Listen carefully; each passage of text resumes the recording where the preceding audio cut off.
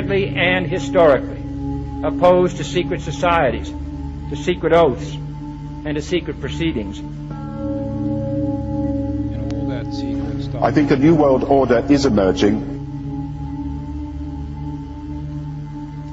An inside job? How dare you?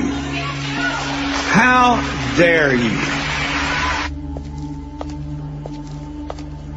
To create, so to say, mass-produced models of human beings arranged in some kind of a scientific caste system. We shall go on to the end. We shall fight with growing confidence and growing strength in the air. We shall never surrender.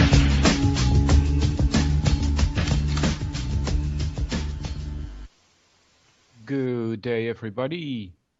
This is UCY.tv with the Solvinur Event. It's the 23rd of November 2016. It's 7 p.m. in the Netherlands, 1 p.m. Eastern Standard Time. Welcome, everybody.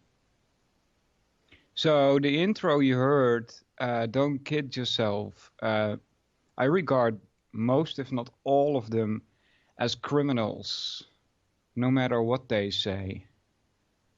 Like Churchill, the last one, and speaking to the people, we will go on to the end. And all of these people are criminals. Sometimes they say things that might make you think he's on our side, right? Some people think that Huxley, which you heard in the intro, for instance, was trying to warn us. This is not the case. His brother Julian worked for the United Nations. He was at the base of some thing, I don't remember exactly, might have been Agenda 21, although the Canadian guy who died shortly ago comes to mind first when it comes to Agenda 21. But these people they are all criminals. They don't think like us, and we don't think like them. I call them criminals not in the sense that they've broken a law, because altering your consciousness by using one of nature's plants is considered criminal. Well, I don't think that's criminal, right? So when I use the word criminal, I mean bad people, right? And these people don't think like us, and that's why it's so hard for us. Yes, Jane Maurice Strong. Thank you.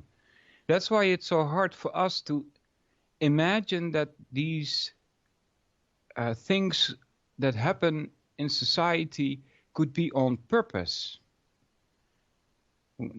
It doesn't come to our minds to the idea that one could control masses of people. Think Edward Bernays, for instance, and many others. I saw somebody paste a live link of The Century of the Self, which actually works. I had been searching for that to review it again because the BBC actually copyrights that stuff. But there's a new one with already more than 500,000 views, and this one works. It's over 3 hours, and there you will learn something about Edward Bernays. These people don't live like us. They don't think like us. I dare even say they are not like us. And that's what they think too. You know, they view us as animals. Especially this Bernays guy. And that's how you get treated then. See, this is in that Century of the Self by Adam Curtis, who you should always listen carefully to, but not take him for his word on everything, because he misses some stuff. But this Bernays is responsible for creating the fear that was in the Cold War. And also the whole Cuban crisis with this banana thing. Or now I'm confusing two things. There's the Cuba crisis, and there's also a CIA op in some banana republic. And the people in the United States were bombarded by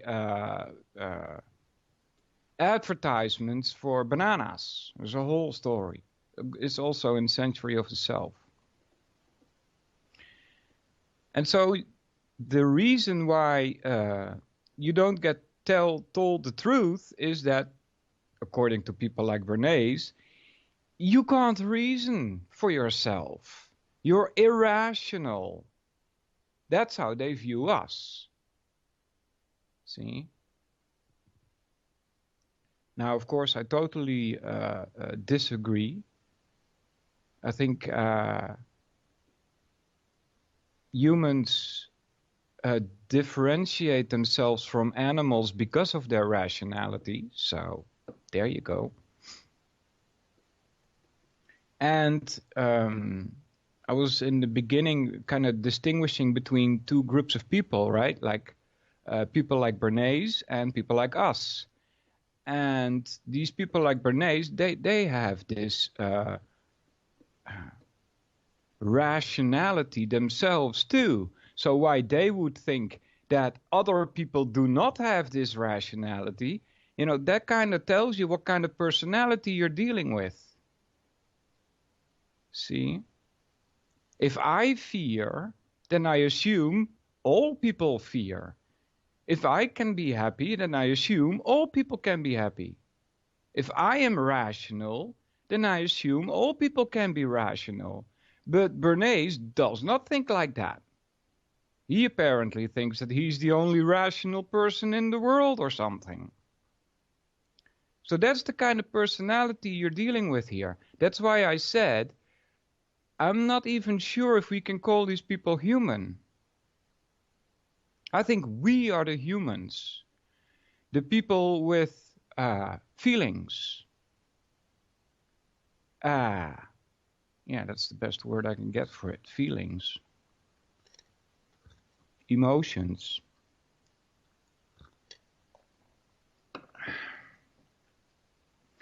And these emotions play a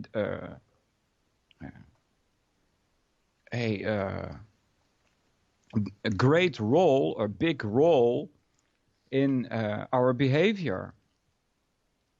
And these, this is my sister calling. Hold on, guys. Hey, sis, my radio changed, so I'm busy till 7 o'clock. All right, see ya. Yep. What was I talking about? Oh yeah, feelings and how they are, and they influence your behavior. And since Freud, there is also this idea of even collective unconsciousness, but also your own unconsciousness. And there were supposed to be great anxieties there and possible outbursts. See? And you got this whole thing with psychoanalysis, so that people could learn how to control your beast, so to speak, right? Now, I think there's something to that, to this unconscious field, I guess one might be able to call it. I think there's something to it because of the lessons that I've had from Rupert Sheldrake.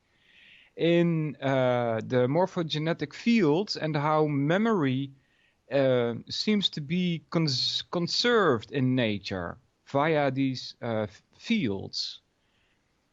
And so later also the term collective unconscious comes, right? And I'm thinking that the study in this collective unconscious in those days, I'm talking like more than 50 years ago, right?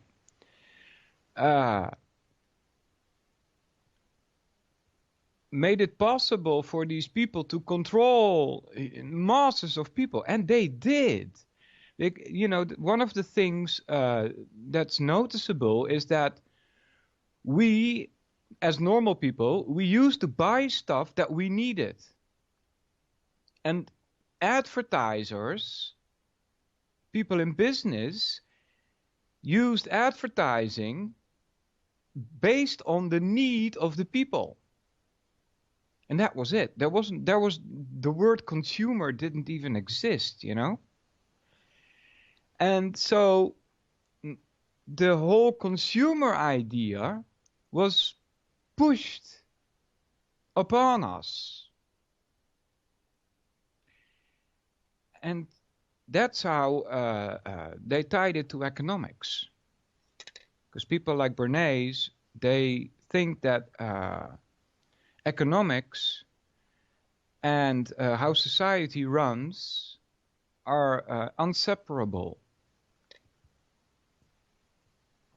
And that people should be managed and used in the sense that their unconscious feelings were not manipulated, were used to make them do stuff that they normally wouldn't, to make them accept stuff that they normally wouldn't.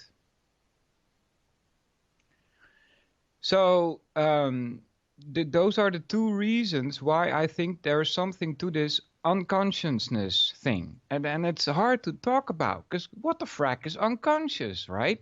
How can you talk about something that you're not even conscious of? Apparently. Why else would you call it unconsciousness? Maybe it helps if I try and translate this into Dutch. We have that too, you know. It's we have bewustzijn, which is a normal translation would be consciousness. The first two letters you can take away. The last three also, it's a prefix and an affix, and what you're left with is woest. And that sounds very much like English, like German, to know, right? Wissen. Yeah? It's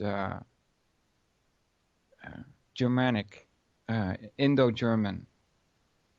It may come from the word Wicca, which may come from the word Veda. The word Veda means knowledge.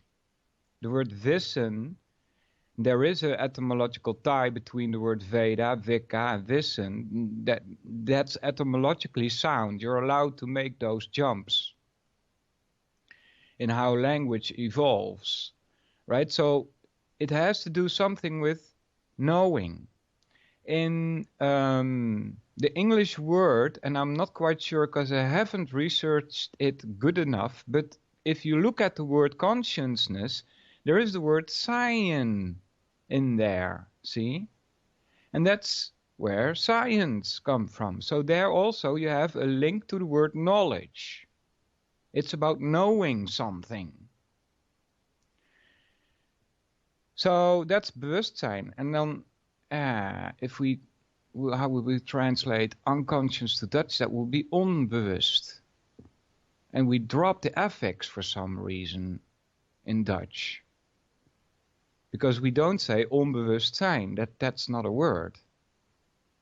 Onbewust means not aware. And the word aware may also tie to knowledge. I'm not quite sure. All right, so consciousness awareness are things that are words that are comparable, I guess. But what do you do with unconsciousness? How do you even place that? It's somewhere. It's like trying to use nothing in a philosophy. You have that too. You know, I'm the kind of simple guy when it comes to basic ideas. There's two possibilities: things are or things are not. Right? And since I can't do anything with things that are not, I just focus on things that are, right? So it's kind of the same with consciousness and unconsciousness. For me, anyway, because I haven't studied this stuff. Apparently, people have, and many people have been influenced, unaware that they were influenced. CIA takes this kind of stuff even further with MK Ultra and stuff. MK Delta also. There were 4 of these operations that they had.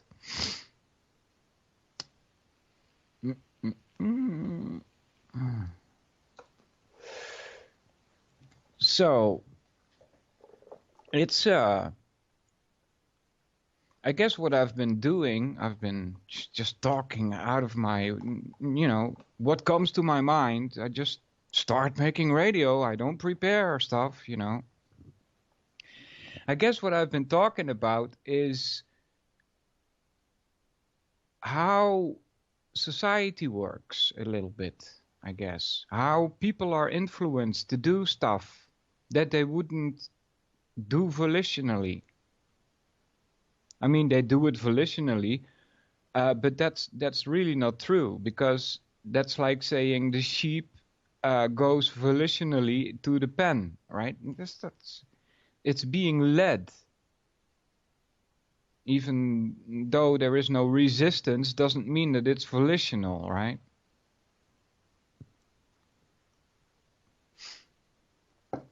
Yeah. And there is a huge difference in between how society wants you to behave and how humans out of nature behave. Did I say that correctly? I think so. Hoe mensen zich natuurlijk gedragen. Yeah. That was Dutch. How people naturally behave. Yeah, I guess that's the better way. Not how people behave, right? That's a sentence you can take and you can put that on society and then see that this is how people behave. But that is so far from how people would naturally behave if we weren't indoctrinated and fed like mushrooms, right? And so the key for us, and this goes for people in the chat also, because you're awake, right? That's what we call it, right? But we're all still conditioned and one maybe less than more than the other, but we're still conditioned. We are born in this Western culture. We have Western ideas. If you would go and talk to somebody who was born in India and try and find out some metaphysical standpoints, you will find that there's a lot of difference. We are of a material nature, especially Western people. We think matter is everything, and that when you die, everything stops. There's nothing after that, right? That's the philosophy we have. In India, they have a totally different philosophy. We are both conditioned in a totally different way.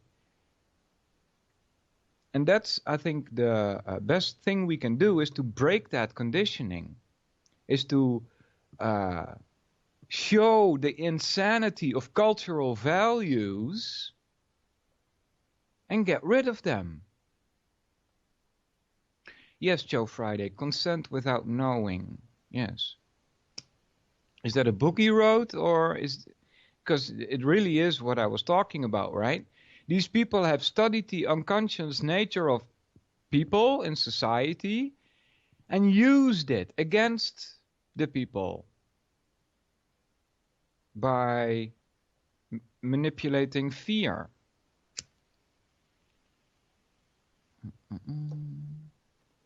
Among other things. Manufacturing consent. Yeah, there's another one with like that, consent. I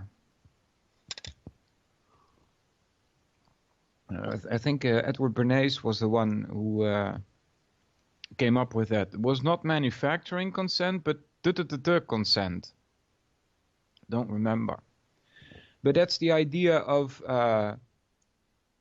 letting people go along without their knowledge. Yeah.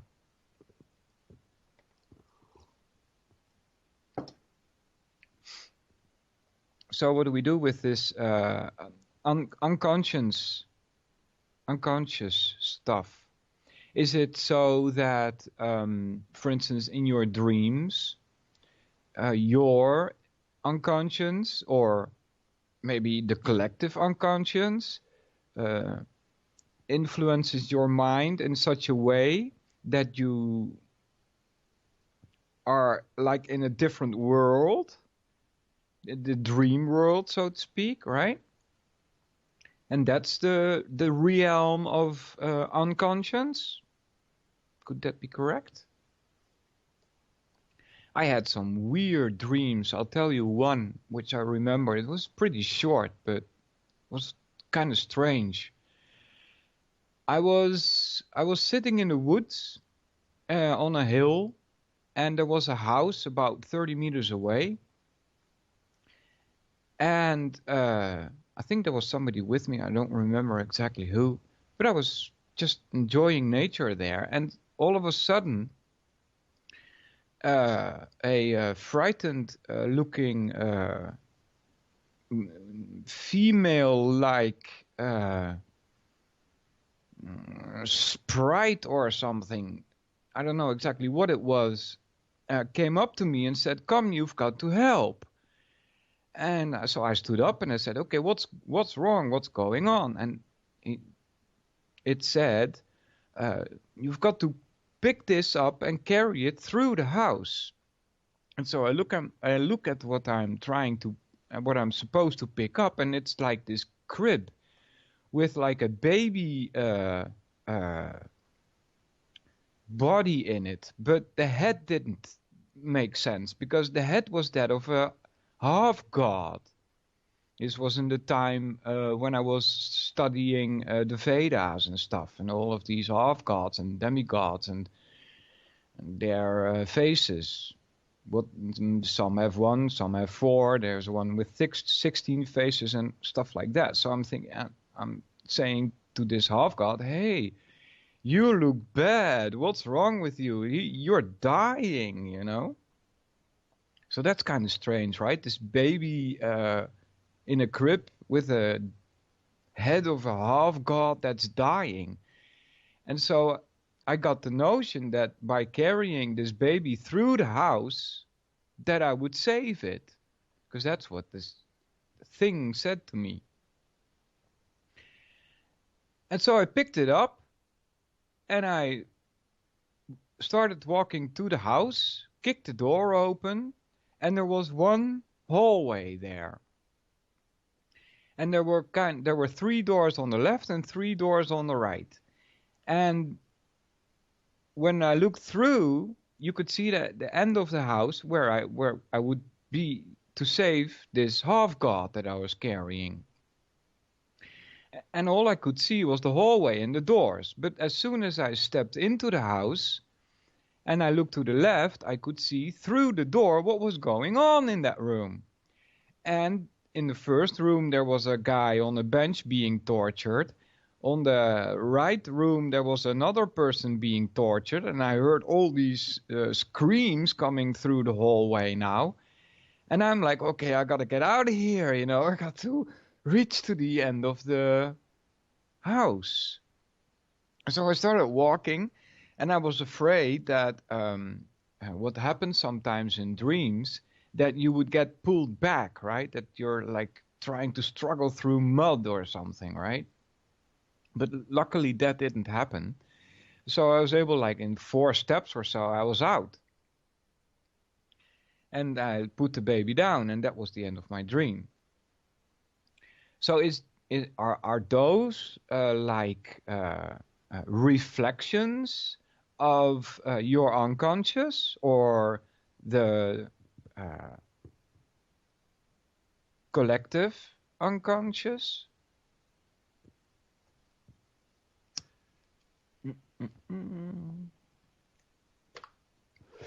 Hold on, guys.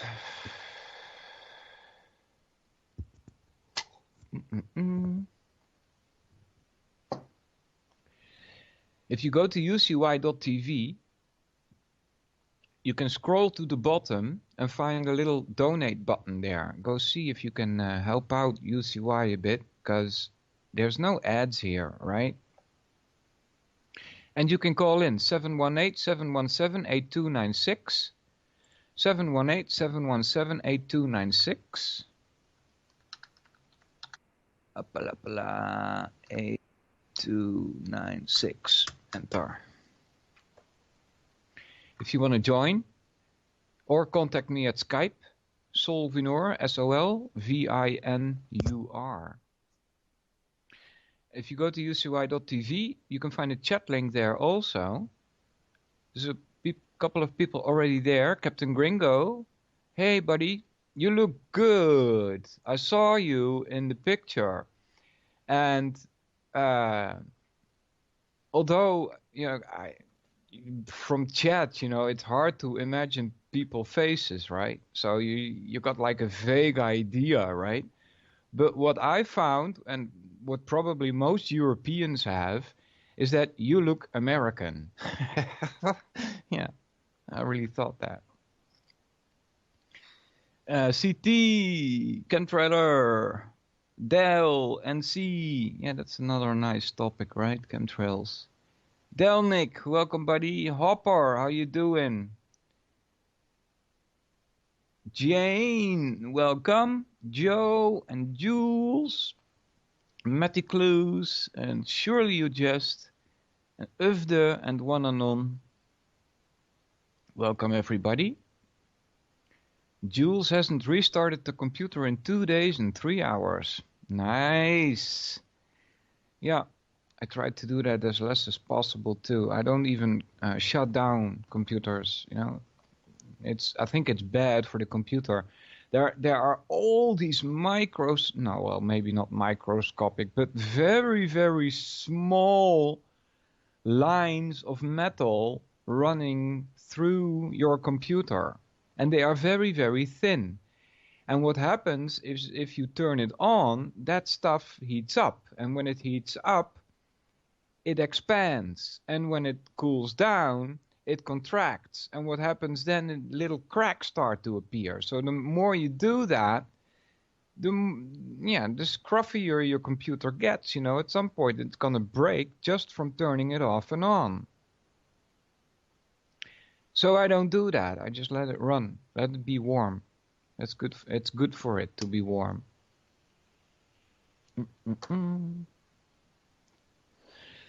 All right, so welcome to everybody in chat. 718-717-8296. 718-717-8296.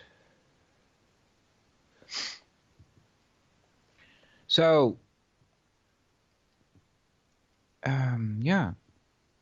what could we talk about? The Vedas I have open. Upanishads, we're still busy on this.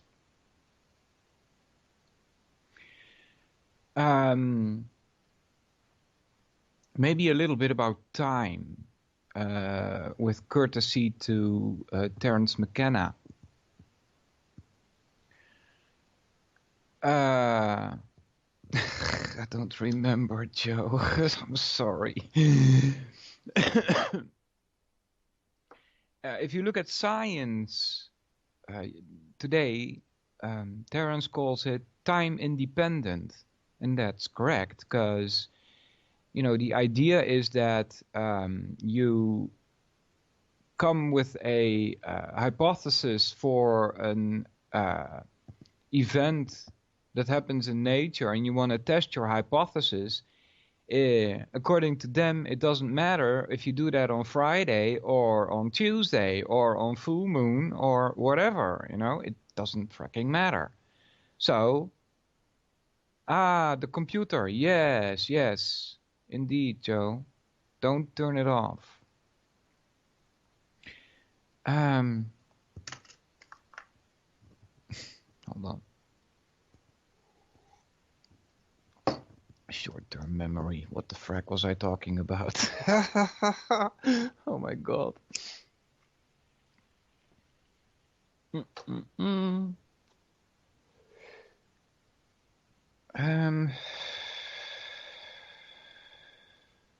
I don't remember. Yeah.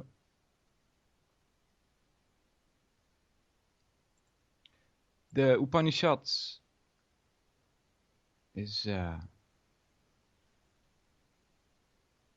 what we can do. Excuse me. I started a whole train of thought there and I just lost it. Yeah.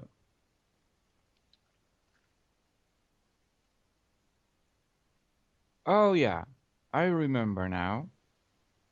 About time, right? And science, time independent experiments. And it's of the idea that there is a beginning of time and it's constant. It doesn't apparently change because that's what the idea is apparently. It doesn't matter at what time you do your experiments. See, so science is and this is the important thing about it, I guess. Science is only looking at that specific set of happenings. But if you look at life, how it happens to you, you can't go back to initial stages like science would have you do in an experiment and do it all again and see if you get the same outcome, right? For instance, with relationships,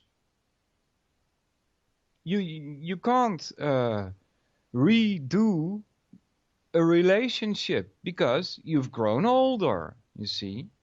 Things have happened. Maybe your views have changed. Maybe you now dislike somebody that you liked in the past. See? So, things are, in life as it happens to us, things are not time independent. They have very much to do with time. Right? So it shouldn't be that science is like a master to us that tells us what reality is and how we should react to that, right? Because they're only looking at time-independent things. When, quote unquote, there's a whole story, but I don't use this quote unquote for nothing, so be wary. When quote unquote reality to us is never time independent.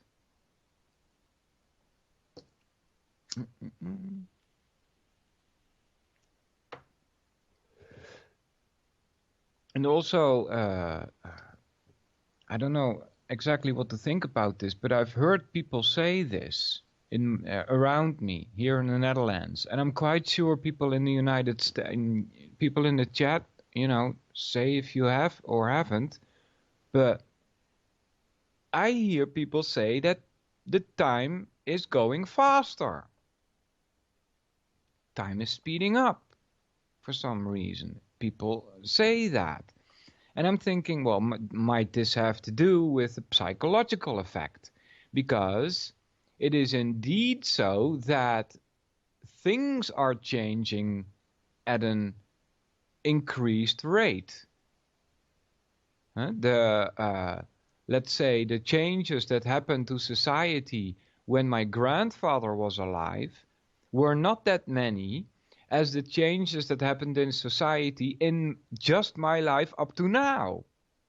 Right? And my grandfather, he was like something like 80 something, right? So I still have 30 years to go. But I've seen more changes than he has already. So could it be that it's a psychological thing, that we think that time is moving faster because there's more change going on? And by the way, those two things are philosophically very closely knitted together, change and time. That's why in Eastern philosophy, the idea of time doesn't exist in an absolute world.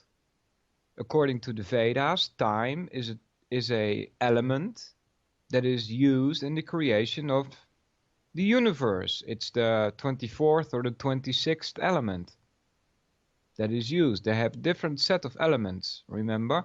Earth, water, air, water, fire. Earth, water, air, fire, ether. Those 5. Then mind, intelligence, and ego as the 8 most important ones, I guess. But there are other elements in their philosophy, and time is one of them. Exponential technology, says Jules. Yeah, that's also a thing that seems to go faster and faster, right? Yeah. Expensive technology, says Jules, and disruptive technology. We used to have 1 in a generation. Now it's every 6 months. Yeah, it's unbelievable. It's and it really does remind me of Terence McKenna, who got this idea that because nature or the universe or life, I don't know what, maybe all of the 3 together, are building on complexity, that idea. And the more complex things get, apparently, the more changes can manifest themselves in nature. And it has to do, according to him, with our imagination. That's how we, in his words, coaxed electricity out of the earth. Or out of the earth, out of nature. You don't even need the earth. You just need some magnets and some metals. You can create that. You can coax it out of nature in your home. Right? One of the major breakthroughs, electricity is one of the major breakthroughs. There were people then that said, "Oh, this is the end of the Kali Yuga." You know, when electricity came around and light started to appear everywhere, they thought that this light was the beginning of a new era. They called it the Dvarapa. Dvarapa, I think. Yeah, Dvarapa. Dvarapa Yuga. Right? They said, "Oh, finally the Kali Yuga is over. There will be no more wars and no more sickness and no more people starving and no more corruption and all of that. Okay, that's taking it like dogmatically, right? But the manifestation of electricity is a major breakthrough.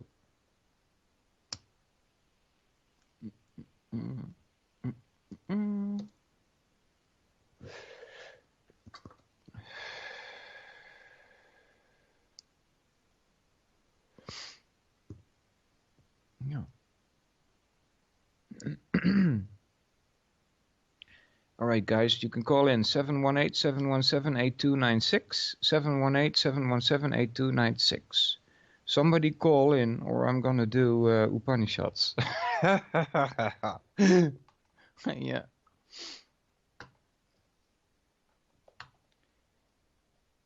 Yeah, I'm on Wednesdays now, guys.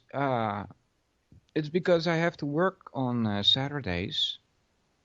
I hope to stay at this job. 17th of January, I will probably know more around that time. If this will be my new job.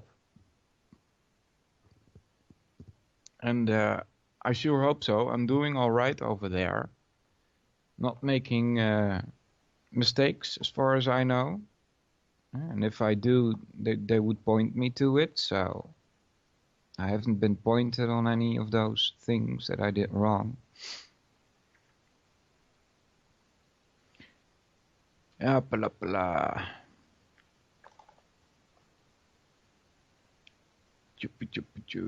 Hey Jules, what happened to the Friday thingy? I thought I was going to get an invitation. I'm just kidding, Jules. But you had this idea that you were going to do Friday half an hour with some of the hosts. Jello shots. No, I didn't say that, Jules. I'm not quite sure what you're talking about. But... Come on, you guys. 718-717-8296. So these Upanishads are what I've read of them in the past in my years.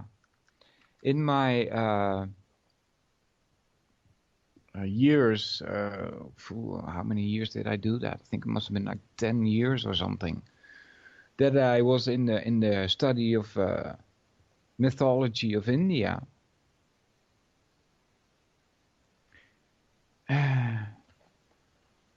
These Upanishads that I read there were very refreshing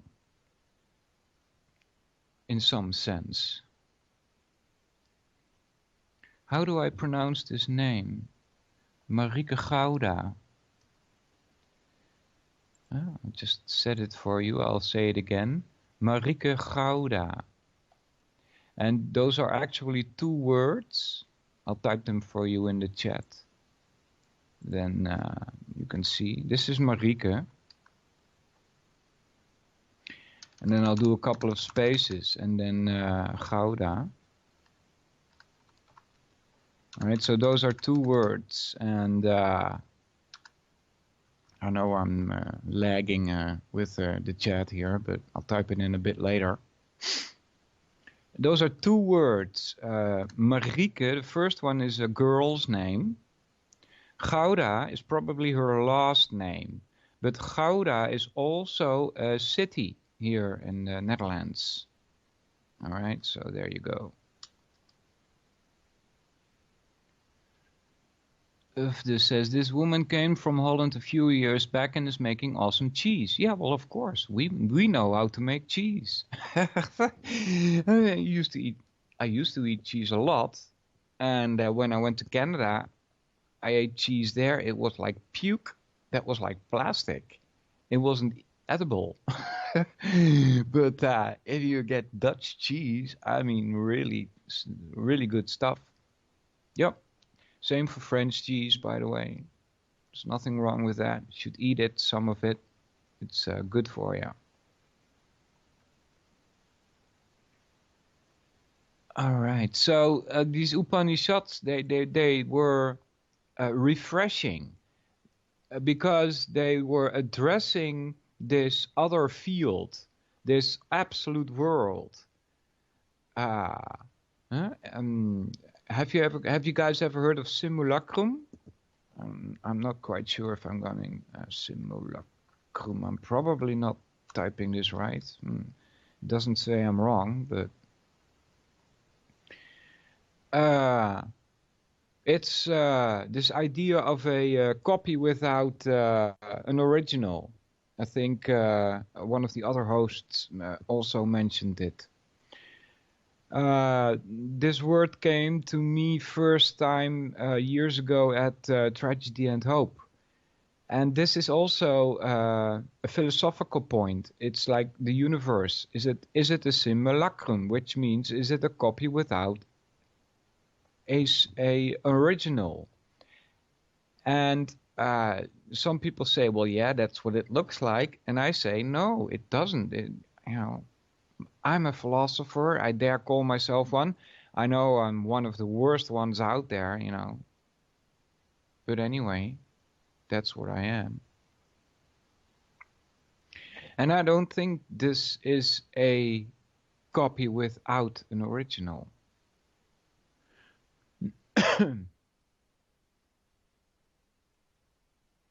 Marieke, and then Gouda. Yeah, not an H sound. It's a hard G in Dutch. It's pretty hard for you guys to pronounce that, I suppose. G, it's it's a G.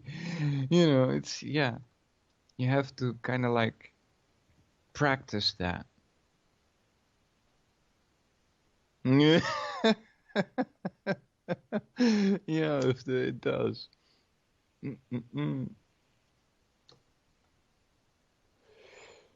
So I'm hoping that in these Upanishads that we're going to continue to read for the last 13 minutes or so, get some of that too, more of the light stuff, I would say. That's why I thought it was refreshing, because it was so light. And easy to grasp in the sense that you more felt it than that you understood it. And now I'm starting to sound like a subjectivist and a what's the other branch of idiots?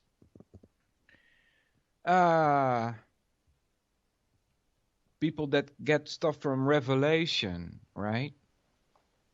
And I'm very wary about this stuff. I'm really materialistically inclined in that sense. But it had more of a feeling of correctness, of logical correctness, than that you would actually understand with your mind, in the sense that, oh yeah, now I get it. Right? It was more a feeling. This is the 14th kanda. Did we do this last week? I don't think so. The first one is all this is Brahman. All right, so Brahman, last week I said this Brahman is like a person, right? That's how many people see it in India. It could also be a field. Yeah? So keep that in mind. All this is Brahman. Let a man meditate on that visible world, the universe, as beginning, ending, and breathing in it, the Brahman. Now man is a creature of will.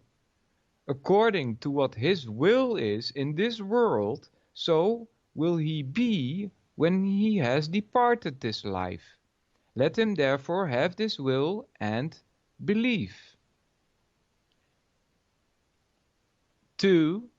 The intelligent, whose body is spirit, whose form is light, whose thoughts are true, whose nature is like ether, omnipresent and invisible, from whom all works, all desires, all sweet odors and tastes proceed. He who embraces all this, who never speaks and is never surprised.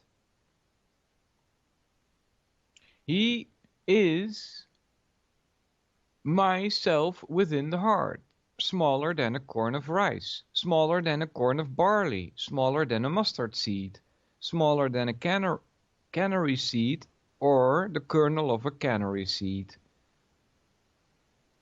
Yeah.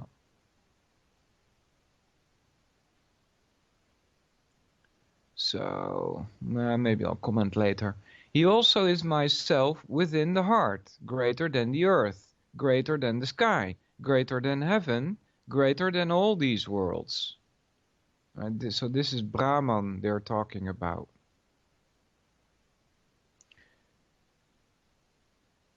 It's also a description of what was known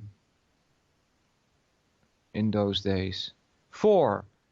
He from whom all works, all desires, all sweet odors and tastes proceed, who embrace all this, who never speaks, and who is never surprised, he, myself, within the heart, is that Brahman, who never speaks, right? This is kind of odd because, you know, in the last couple of verses that we read, we were able to tie speech to creation, right?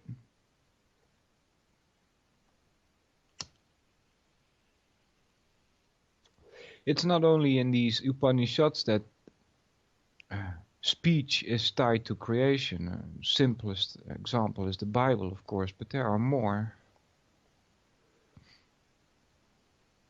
Yeah, there's that. Jane, Atman, Brahman. That's the yeah, I guess that's the person. Atman is a soul. Right? According to the mythology that they taught me, we have one Brahman in this universe. He's the master. He's our Father. Our Father who art in heaven, right? He's got 4 faces, and that's not that many. There are more universes with Brahmans, because every universe has a Brahman at its head. And there's one with 8, and there's 16 and more. So this is a small universe. How they get this information, who knows? How do you even contemplate getting information from a different universe, right? 15th Kanda. The chest, which has the sky for its circumference and the earth for its bottom, does not decay. For the quarters are its sides, and heaven its lid above. That chest is a treasury, and all things are within it. Strange description. 2. Its eastern quarter is called Guhu, its southern Sahamana, its western Ragni, its northern Subhuta. The child of those quarters is Vaju, the air, and he who knows that the air is indeed the child of the quarters never weeps for his sons.